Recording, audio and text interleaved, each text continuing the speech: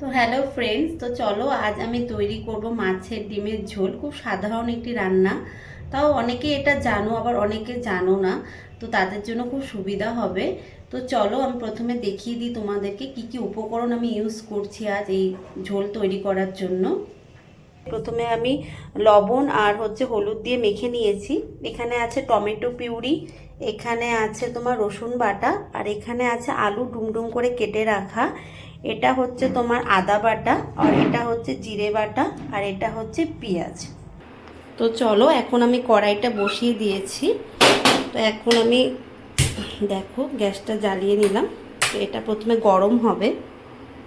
এর মধ্যে আমি প্রথমে দিয়ে দেব সামান্য পরিমাণ তেল।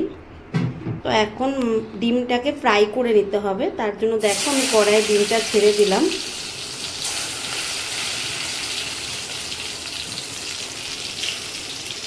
একে ছেড়ে, কেন ডিম অনেক সময় ফেটে আসে, তার জন্য এটাকে ঢেকে দিতে হবে কিছুক্ষণের জন্য। ঢেকে দিলে এটা অলরেডি হয়ে যাবে। তো দেখো এটাকে আমি হালকা নাড়িয়ে দিই। এক পাশ ভাজা হয়ে গেছে।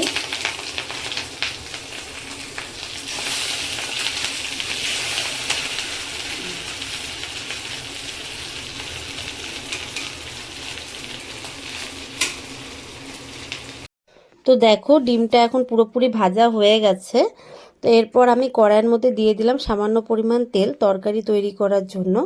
তারপর আমি এর মধ্যে দেব সাদা জিরে ফোড়ন। তারপর আমি এর মধ্যে দিয়ে দেব ডুমডুম করে কেটে রাখা আলুগুলো দিয়ে ভালো করে ফ্রাই করে নিতে হবে যাতে লাল হয়ে যায়। তারপর আমি এর মধ্যে অ্যাড করব সামান্য পরিমাণ হলুদ এবং সামান্য পরিমাণ লঙ্কা গুঁড়ো, সেটা তোমরা যতটা খেতে চাও সেই হিসাবেই দেবে। তারপর ভালো করে কষিয়ে নিয়ে এর মধ্যে অ্যাড করব বেটে রাখা পেঁয়াজ 2 চামচ, বেটে রাখা টমেটো 2 চামচ, রসুন বাটা 2 চামচ, আদা বাটা 2 চামচ, জিরে বাটা 2 চামচ। তারপর ভালো করে কষিয়ে নিতে হবে যতক্ষণ না তেল ছেড়ে দিচ্ছে। তারপর দেখো আমি এর মধ্যে অ্যাড করছি লবণ সামান্য পরিমাণ, যে যতটা খেতে চাও। তার মধ্যে আমি দিয়ে দিলাম চিনি, কারণ চিনি না দিলে আমার কোনো রান্নাই সম্পূর্ণ হয় না।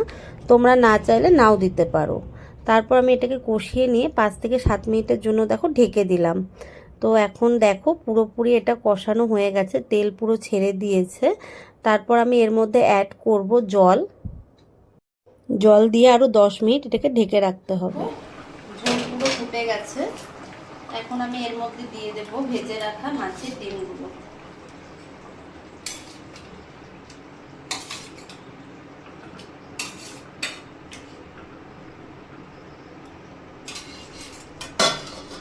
এটা দিয়ে আরও কিছুক্ষণ এটাকে ঢেকে রাখতে হবে। আমি ঢেকে দিয়েছি, এটি আরও 10 মিনিট এভাবে রেখে দিতে হবে হালকা আছে, যাতে ডিমগুলো পুরো সিদ্ধ হয়ে যায়। তো এখন আমি চেক করে নিলাম, ডিম আর আলু দুটোই পুরোপুরি সেদ্ধ হয়ে গেছে। তো তৈরি হয়ে গেছে আমার মাছের ডিমের ঝোল। তো তোমরাও ট্রাই করে আমাকে জানিও কেমন হয়েছে।